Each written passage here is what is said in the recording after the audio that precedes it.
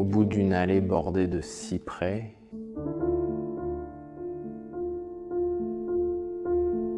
Nous sommes accueillis par la maison de la famille Giovanni qui produisait du vin et du fromage traditionnel. En l'an 1884, l'ancienne génération de la famille a construit ce manoir étonnant. À l'intérieur, nous découvrons des signes de richesse et de plaisir qu'ils allaient quitter en 1966. Partout dans la maison, il y a des signes de bonheur et d'histoire. Mais dans certains coins de la maison, nous avons aussi découvert un mystère. Parcourons les reliques du passé de la famille Giovanni. Faisons revivre leur vie et leurs histoires pour toujours dans le présent et le futur.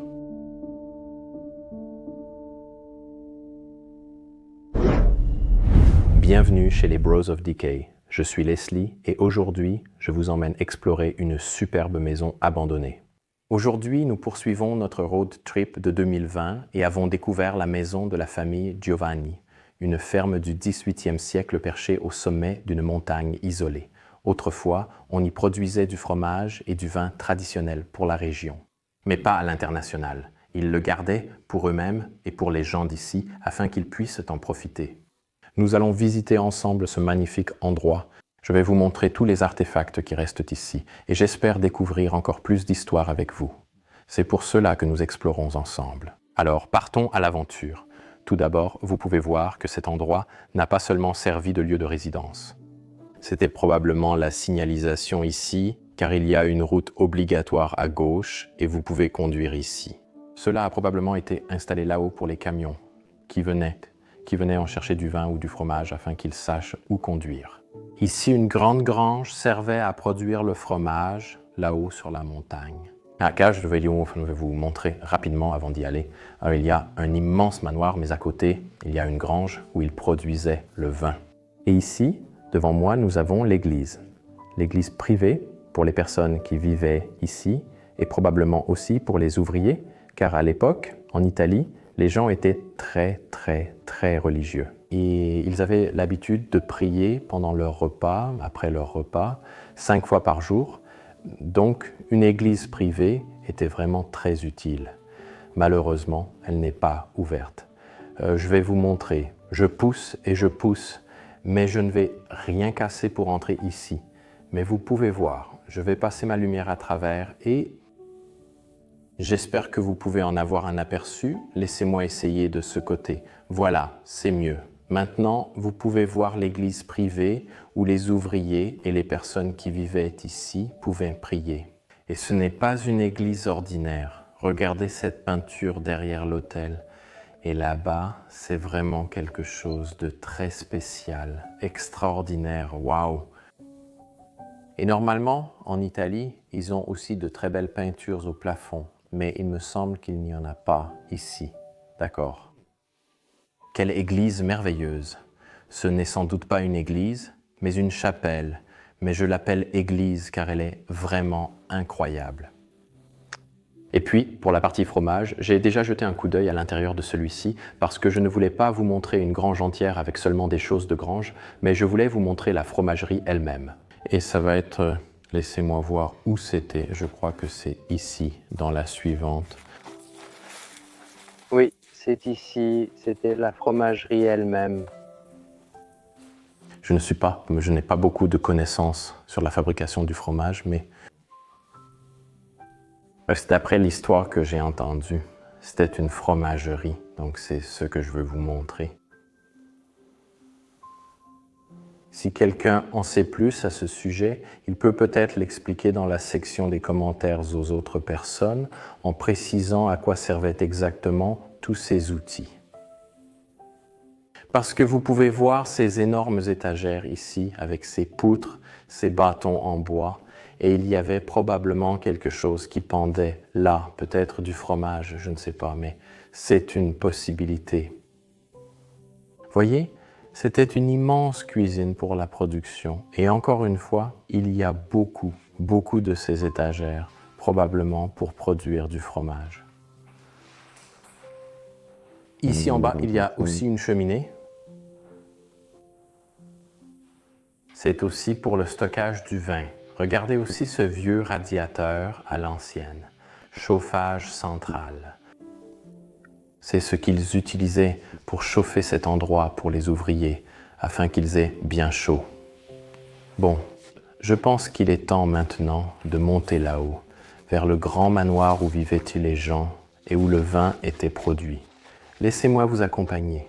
Nous devons monter ce flanc de montagne ici, mais de chaque côté, il y a aussi une maison abandonnée. Et peut-être que c'était aussi une maison familiale d'une certaine sorte, mais j'ai déjà vérifié. Elle est complètement fermée, malheureusement. Nous pouvons quand même jeter un œil. Mais ensuite, nous devons monter cette montagne jusqu'à la maison elle-même. D'accord, c'est assez raide, mais c'est ça l'aventure. Je vais vous montrer que, littéralement, cet endroit est au milieu de nulle part. Nous avons dû conduire sur des routes sablonneuses pendant environ 10 km pour arriver ici. Regardez ça, la montagne derrière moi est là. Vous pouvez voir qu'il n'y a rien ici. Autour de lui, assez imposant, il y a quelques cactus là-bas. Et derrière moi, c'est le manoir lui-même.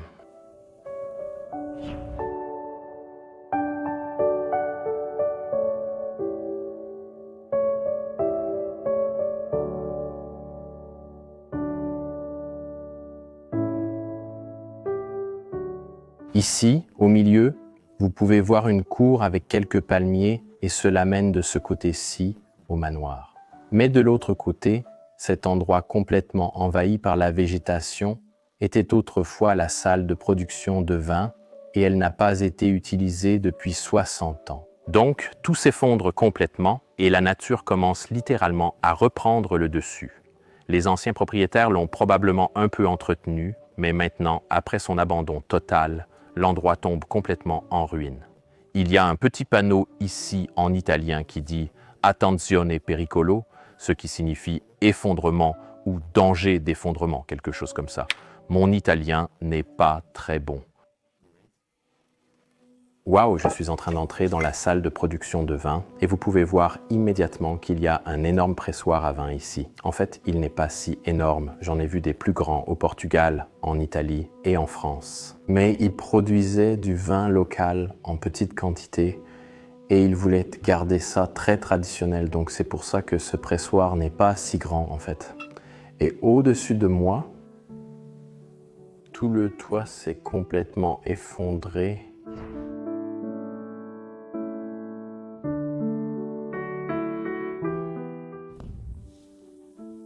Nous avons aussi un tonneau de vin là-bas dans la pièce. D'accord. Et maintenant, il est temps de vous emmener dans le manoir lui-même et de vous montrer la vie de Giovanni et des personnes qui ont vécu après eux. Allons-y, entrons maintenant dans le manoir et je vais vous montrer où la famille Giovanni vivait, au numéro 6 de la rue. Quelle rue? La grande porte, ainsi que la grande serrure menant au hall d'entrée de l'endroit.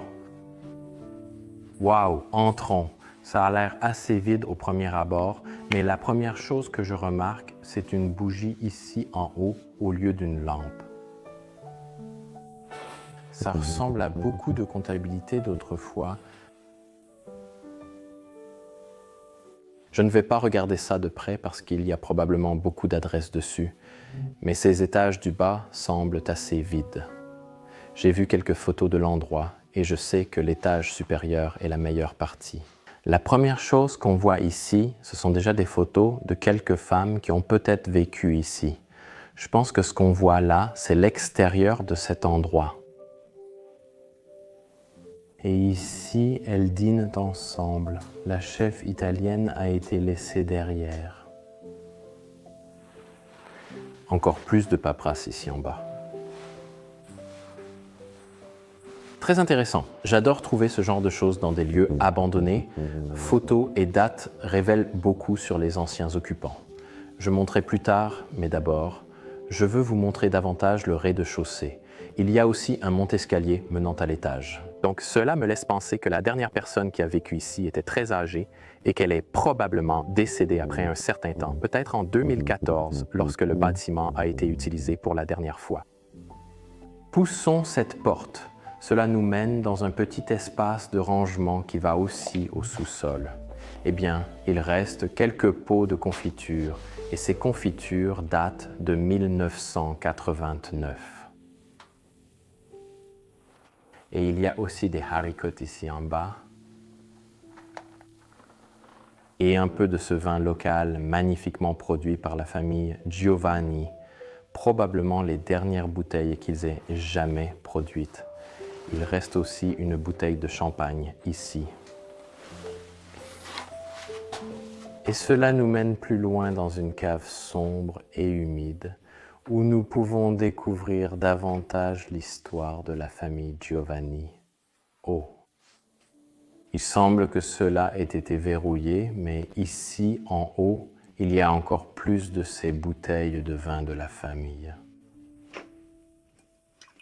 Et elles sont toutes encore pleines. J'adorerais les goûter, mais je pense qu'elles ne sont plus bonnes. C'est tellement intéressant et j'ai aussi un énorme tonneau ici qui est vide. Mais pourquoi est-ce que c'est fermé? Qu'est-ce qu'il y a derrière? Je vais juste jeter un coup d'œil rapide.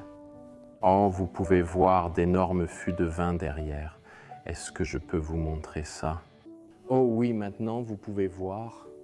Il y a un énorme fût de vin. Il y en a d'autres. J'en vois encore plus du coin de l'œil. C'est quelque chose d'intéressant. Pourquoi je ne peux pas entrer dans cette cave? Peut-être qu'il y a une autre entrée dans cette cave. Mais je devrais régler ça plus tard, parce que c'est probablement le côté. J'ai vu une autre porte. Est-ce que je peux ouvrir celle-ci aussi? Ah. D'accord. Quelle est cette pièce dans laquelle je viens d'entrer?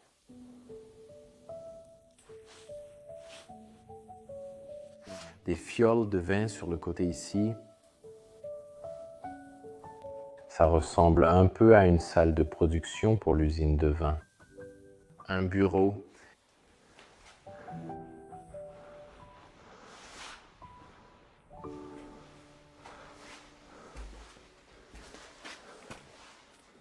Oh mon Dieu, ce sont des zones de stockage pour le vin.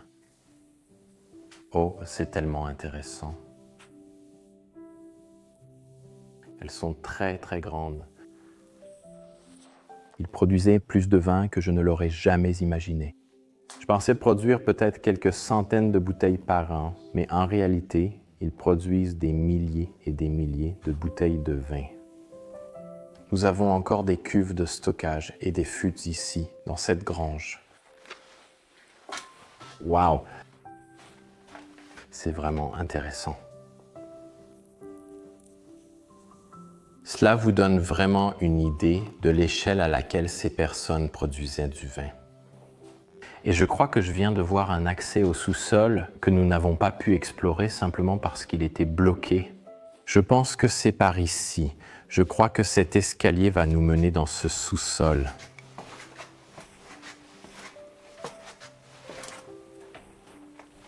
C'est énorme.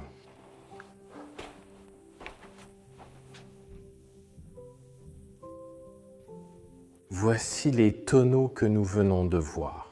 Ces deux tonneaux de ce côté.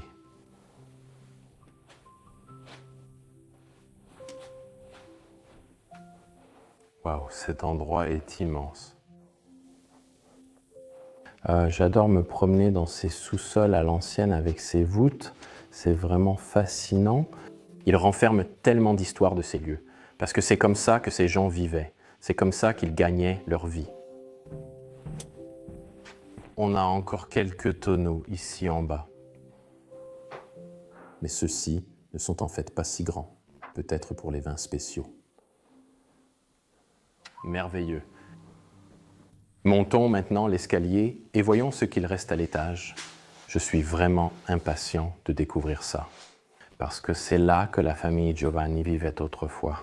Je vais laisser ces deux-là pour plus tard, mais d'abord, passons par cette porte. Pousse-la pour l'ouvrir. Oh, on est immédiatement accueilli par un immense couloir qui mène, je crois, aux chambres là-haut. Mais ici, on a de magnifiques plafonds italiens. C'est ce qui rend ces maisons italiennes si différentes et spéciales par rapport à tous les autres endroits que je filme à travers le monde. Les plafonds sont toujours fascinants. Je pense que cela devait aussi être une chambre, car il y a ici comme un cadre en acier pour un lit et un fauteuil tapissé à côté. Et il y a aussi ces renfoncements dans le mur, et là-dedans, ils mettaient de petites statues religieuses, comme une Vierge Marie et ce genre de choses. Mais elles ont été enlevées maintenant. Mon ami me prend quelques photos là-bas. Mais allons d'abord à gauche ici, dans cette pièce. Waouh! Quel plafond! Et puis ces rideaux ici au bout. C'est incroyable. Je pense que tu l'as déjà remarqué, mais j'ai juste aperçu ce piano du coin de l'œil en entrant dans cette pièce.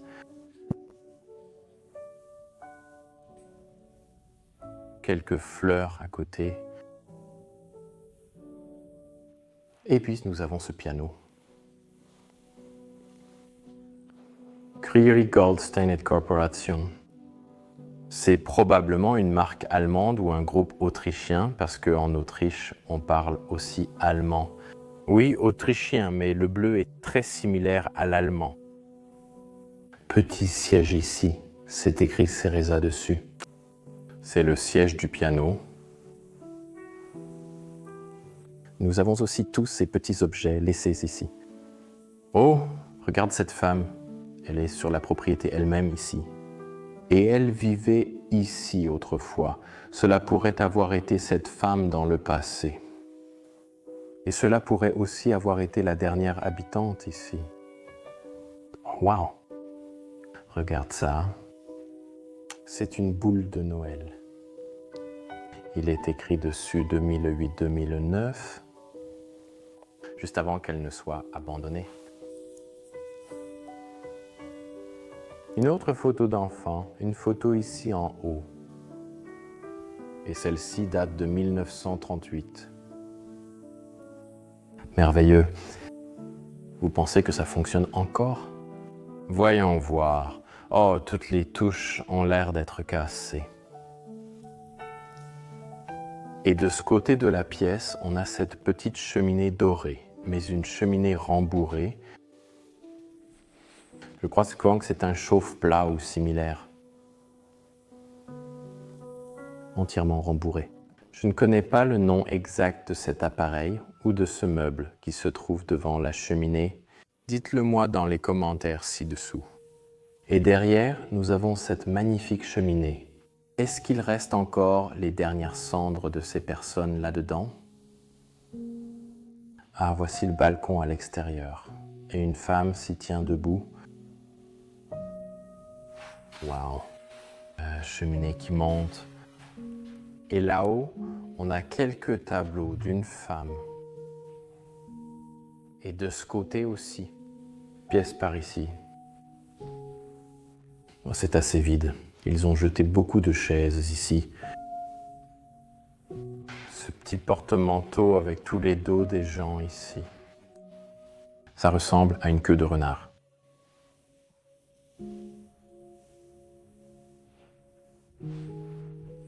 Oh. Cet homme, sans doute un agriculteur traditionnel, se tient devant le manoir, près de la porte par laquelle nous sommes arrivés. À l'époque,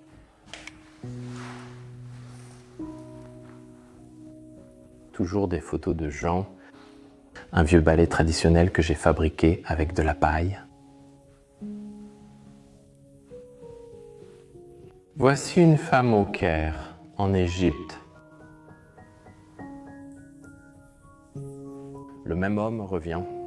Peut-être le fondateur de cet endroit, le fondateur de la fromagerie et de la cave à vin qui se trouvait ici autrefois. D'accord. Je viens d'entendre de mon ami que je vais être émerveillé par la pièce ici à gauche. Allons-y. Oh mon Dieu.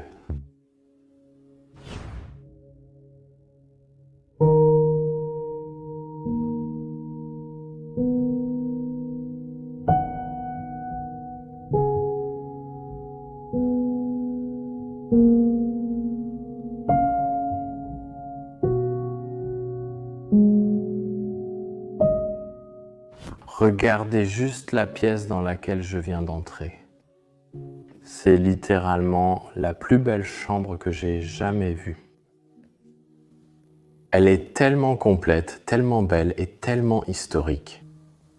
Complètement avec des plafonds italiens, des motifs dessus, un lustre suspendu au milieu, le lit à baldaquin trônant au centre de la pièce. Toujours fabriqué après toutes ces années. Tout d'abord, regardez ce rideau qui est suspendu ici. Tous les motifs floraux dessus. Puis c'est le lit.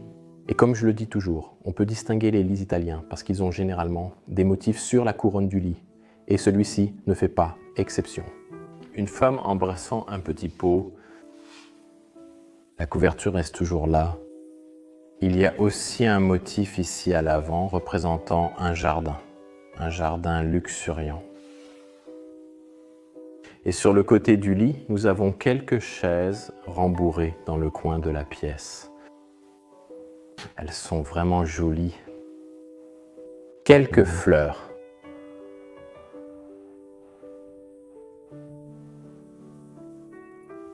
Celles-ci sont toutes mortes, mais ces fleurs-là tiennent plutôt bien. On peut les voir dans beaucoup d'endroits abandonnés et celui-ci ne fait pas exception. Cette coiffeuse est aussi très unique. Elle s'accorde parfaitement avec les meubles de cette pièce. C'est sans doute pourquoi ils l'ont choisie et fait ainsi. Les Italiens couvrent toujours tout avec des rideaux comme ces petits rideaux. Là, on en a un autre. Là, on en a un autre ici.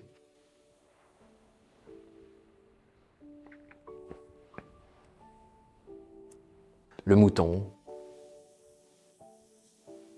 Et de ce côté du lit, nous avons une table de nuit avec une statue,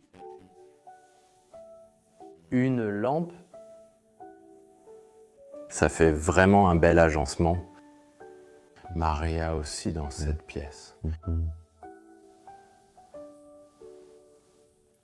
Encore deux de ces chaises. Et un coffre. Même le coffre dans cette pièce s'accorde avec le reste du mobilier.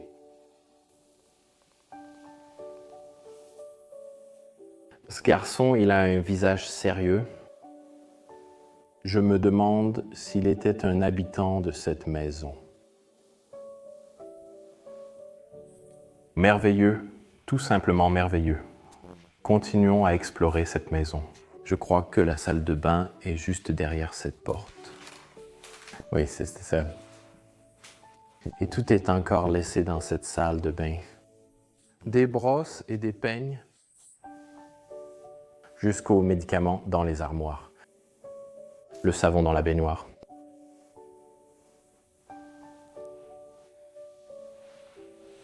Et de ce côté, toutes les brosses à dents et les peignes ont été laissées derrière.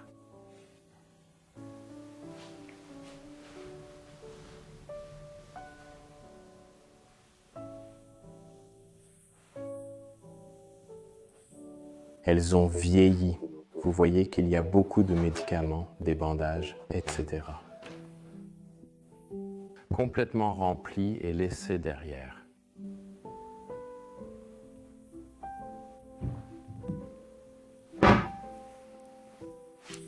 Celui-ci était complètement vide, à part tous les chapeaux qui sont ici.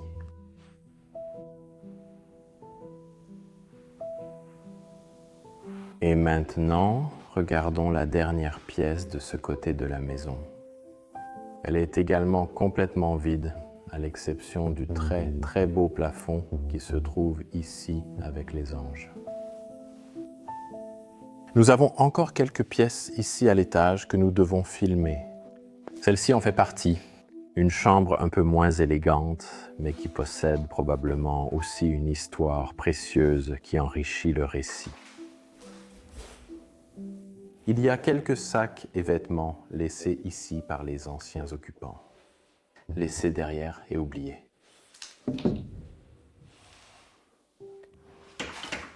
Quelques livres, mais ils révèlent probablement un endroit, donc je ne vais pas les filmer. Et puis, nous avons ce porte-manteau ici, porte-manteau rembourré, magnifiquement rembourré. Et au milieu, il y a un miroir. C'est un joli meuble. J'aime vraiment aussi les fleurs dessus. Une photo d'un enfant à l'arrière ici. Un texte religieux en dessous. Ensuite, nous avons ce lit en acier, mais on voit tout de suite qu'il est italien, avec les formes qu'il y a dessus, là-bas, au bout aussi. Waouh! Une coiffeuse avec un miroir au milieu. Oh, il y a des paquets de cigarettes. Ils sont encore pleins et on dirait que... Non, elles ne ressemblent pas aux cigarettes modernes. Je croyais qu'elles venaient d'explorateurs ou de voyageurs, mais en fait, elles appartiennent aux anciens habitants. Ce sont les dernières cigarettes. Sur le côté de la pièce, nous avons aussi une autre armoire. Et cela semble être assez vide, donc je ne vais pas aller plus loin là-dedans. Et quelques sacs des femmes de cet endroit. Et de ce côté, il y a encore plus de pièces. Jetons-y un coup d'œil. Plafond blanc dans celle-ci. Les autres étaient beaucoup plus sophistiqués. Il y a des rideaux là-bas. Waouh, je viens de remarquer. Regarde ces raquettes de tennis. Elles sont vraiment intéressantes.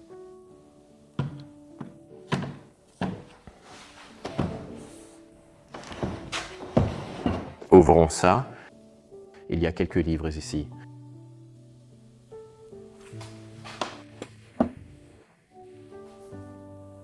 Et un autre miroir cassé pour porter chance. J'adore aussi vraiment ces rideaux qui sont accrochés ici. Ils ont un très joli motif dessus. Voyons de ce côté de la maison. Oh, une autre chambre. Et celle-ci a un joli plafond. Un plafond bleu avec des fleurs intégrées. Et puis, du plafond pend une petite lampe. Je voulais dire un lustre, mais ce n'en est pas un. Et ce lieu a été décoré. Donc, il tombe en ruine et se détériore au fil du temps, alors que la nature reprend ses droits. Il n'a été abandonné que depuis 6 ans, imaginez ça. C'est à quelle vitesse vos souvenirs disparaissent et sont repris par la terre elle-même. 6 ans, ce n'est rien.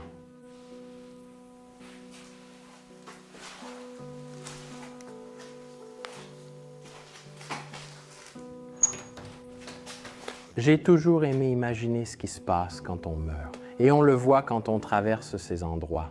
Tes souvenirs se perdent. Ils ne subsistent que chez les gens qui te connaissent vraiment.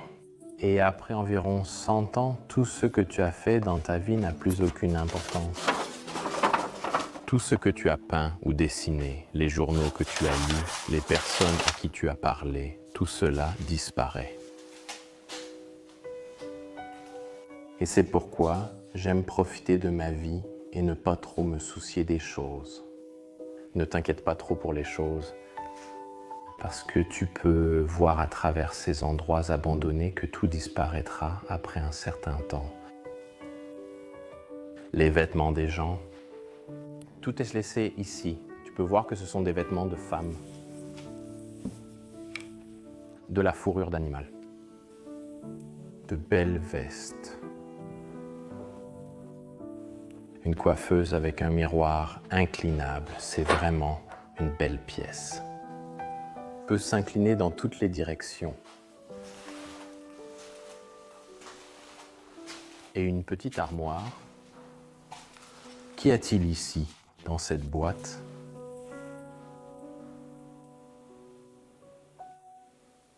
Nous avons une photo d'un enfant et une belle robe.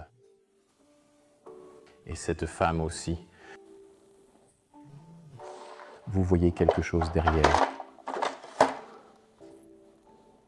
2 enfants promenant leur chien en 1937. Merveilleux. Maintenant, nous avons une autre photo de cet homme. Il a vraiment l'air italien avec la moustache. Là, sur l'armoire, nous avons une photo d'un fermier avec ses 2 vaches qui travaillent dans les champs, probablement en train de cultiver le raisin pour le vin produit localement. Wow! Beaucoup de livres sont aussi laissés ici en haut. Une machine à coudre Singer est sur le côté. Une machine à coudre très courante et typique que l'on voit dans la plupart des endroits abandonnés. Mais celle-ci a un joli motif. La Singer Manufacturing Corporation, c'est ce qui est écrit dessus. Il y en a un autre de ce côté. Il y a toujours une petite gravure de la marque. Le repose aliments. La plupart ne marchent pas, mais celui-ci, oui. Il fonctionne toujours. Et puis ici, je pense qu'on a la cuisine avec la table et un grand four avec la hotte pour faire les pizzas, la pizza et les pâtes. Évidemment, en Italie, c'est le plat principal. J'ai déjà mangé de la pizza 6 ou 7 fois pendant mon road trip maintenant. Mais bien sûr, on ne s'en lasse jamais. Voyons voir ce qu'il y a ici. Du linge de lit pour habiller les lits. L'odeur qui sort de ces placards est vraiment à l'ancienne. Petit sachet avec des épices, c'est écrit dessus. Et ensuite, on a encore 2 photos. Regarde celle-ci. Waouh, elles sont à l'ancienne.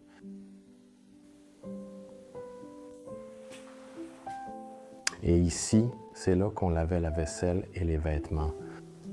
Laver les vêtements et la vaisselle à la main se faisait à cet endroit. Et dans cette grande pièce, il y a aussi une petite porte cachée laissée derrière. Vous pouvez voir qu'il y a une grande clé ici et cela mène probablement au grenier, oui. Et regardez le mécanisme pour ouvrir et fermer cette porte. C'est vraiment à l'ancienne. Waouh! Juste une porte qui voit ça. Allons par ici parce que ça a l'air très étroit et petit. Oh, c'est une autre porte qui débouche sur un autre escalier. Allons-y alors. Ça sent le vin ici. Oh! Même ici, il y a des bouteilles de vin laissées derrière. Waouh! Elles sentent vraiment fort. Littéralement vraiment fort. Donne-lui juste un peu plus de lumière. Tu peux mieux voir. Ils sont sûrement encore pleins. Ouais, ils n'ont pas l'air pleins, mais waouh! Allons un peu plus loin dans ce grenier parce que c'est vraiment intéressant. Des cadres de lit derrière là-bas.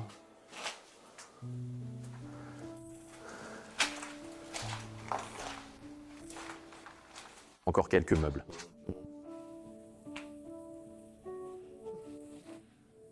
Ce sont des baignoires à l'ancienne. Et ça ici, c'est un lavabo.